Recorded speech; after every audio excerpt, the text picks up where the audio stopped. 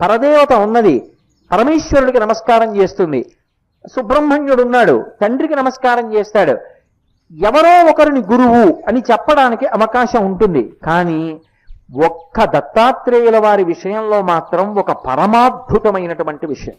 నిజంగా దత్తాత్రేయుల వారి చరిత్రలో వారు చెప్పినటువంటి ఆ ఉపాఖ్యానం కానీ ఎవరైనా మనసులో గట్టిగా పట్టుకోగలిగితే వారి జీవితం ఉత్తర క్షణం మలుపు తిరిగిపోతుంది. అసలు అంత అద్భుతమైన విషయాన్ని ఒక్క దత్తాత్రేయుల వారి చరిత్రలో తప్ప వేరొక చోట ఆవిష్కరించబడలేదు అని నాకు అనిపిస్తుంది.